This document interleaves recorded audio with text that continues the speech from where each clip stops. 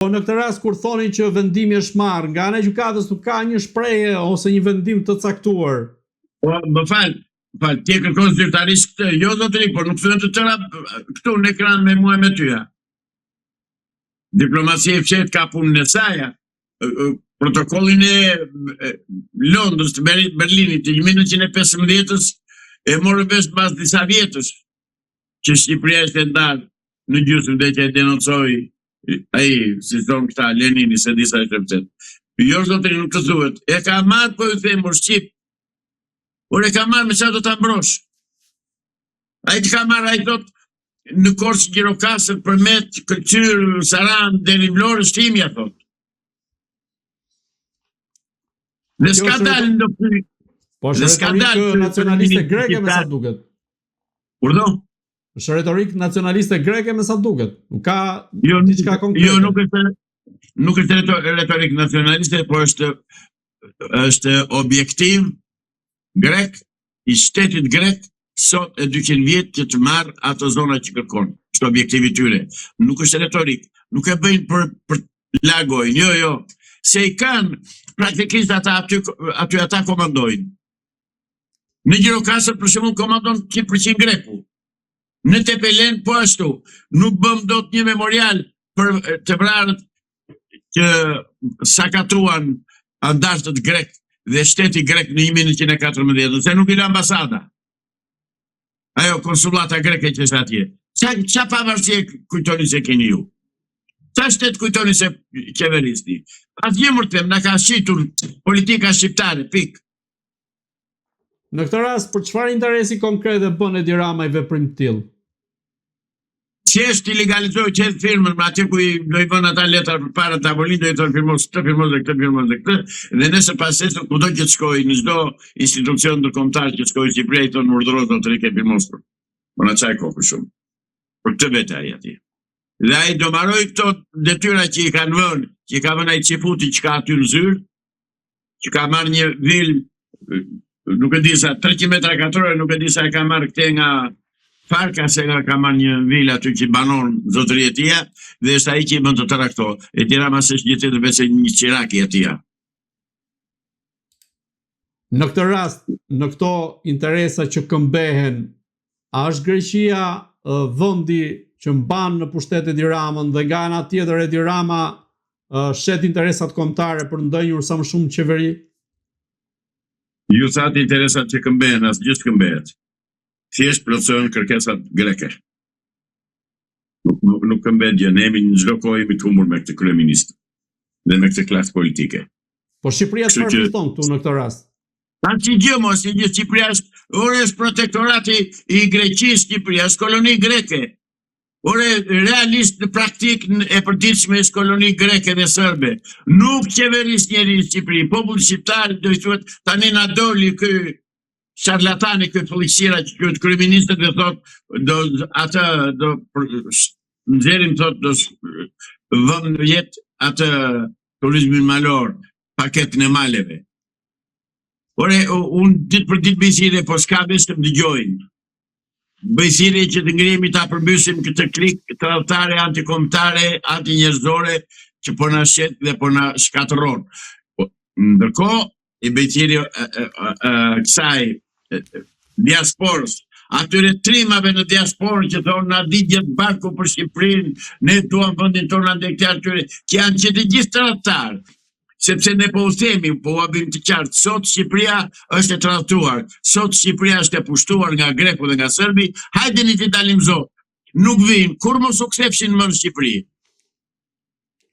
Një çështje tjetër që është prekur ditën e djeshme dhe nga vetë Edi Rama në Greqi është edhe ajo sa i përket ligjit luftës, një çështje që daton që nga viti 1940. Në këtë rast, pse Greqia nuk e heq ligjin e luftës, gjë të cilën e ka kërkuar edhe vetë Edi Rama ditën e djeshme? Se nuk do Shqipëria, lemër s'ka kërkuar Edi Rama, mos gënjeni, mos bështesni atë charlatan, ma është mashtrues klasik, a është mashtrues ordiner në ata të që lozin tavë në përkapene. Besoj të aimo, jeni mirë, as jeni mirë. E deklaroi ditën e djeshme që është një çështje që duhet zgjidhur. Jo, nuk bëhet me deklarata të tilla se ato i bën për të gënjur juve, po jo mua. Jo, zotri, mos nuk gjen dot, unë po të isha në vend ti do i thosha grekut kështu, stop, ose hiq ligjin e luftës ose do vëm trau në kakavije. E more vesh, kështu bëjnë burrat. Jo, si që bënej tallet me shqiptarë të vetë një shashk atje dhe ja. E shikoni more, Edi Rama kërkoi që të heq Greqia ligjin e luftës, turpin të mesëm është. Mashtrim sikur flet me fëmijë. O Edi Rama, nuk kemi fëmijë ne more sharlatan, more i pabeth. Në këtë rast, çfarë po bën Greqia dhe sa gjasa ka që ta heq ligjin e luftës? Nuk e heq ligjin e luftës Greqia, sa kohë që tjetë Londra në pushtet edhe të tjetë Londra më këmbë. Ka mbështetjen e Londrës, ka gjithë mbështetjen angleze dhe të Bashkimit Evropian. Nuk e heq, mori, heqeni nga mendja. Nuk e heq Greqia ligjin e luftës. Këtu jemi, dorojmë, do shikojmë. Ju e në miri nga unë, doronim shumë nga unë, do të shikoni. Kur Greqia pa marrë jugun e Shqipërisë nuk heq ligjin e luftës. Pra temba.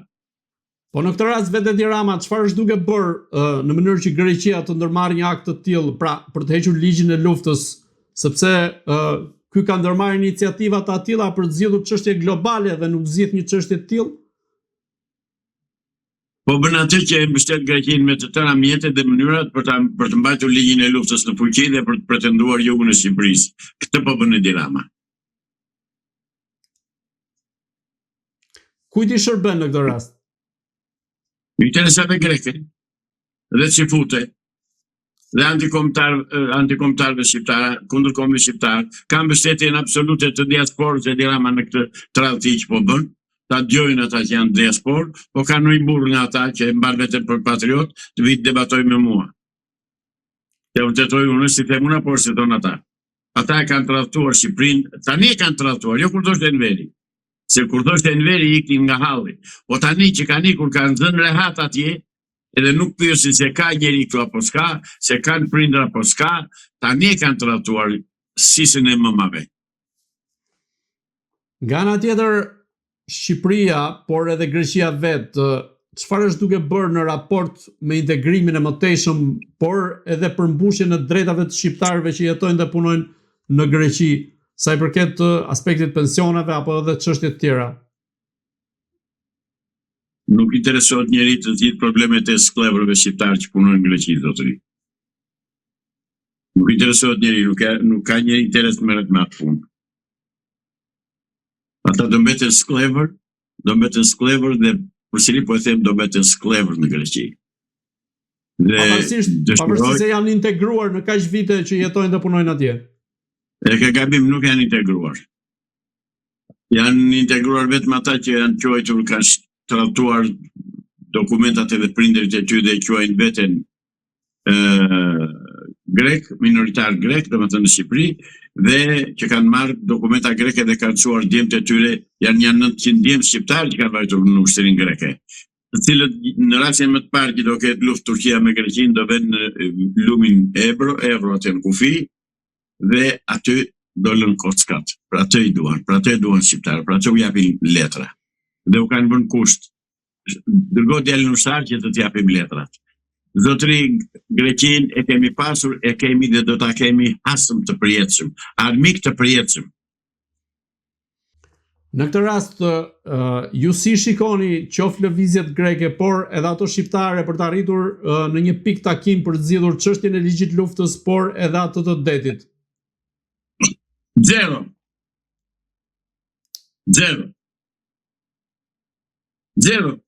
Kaq.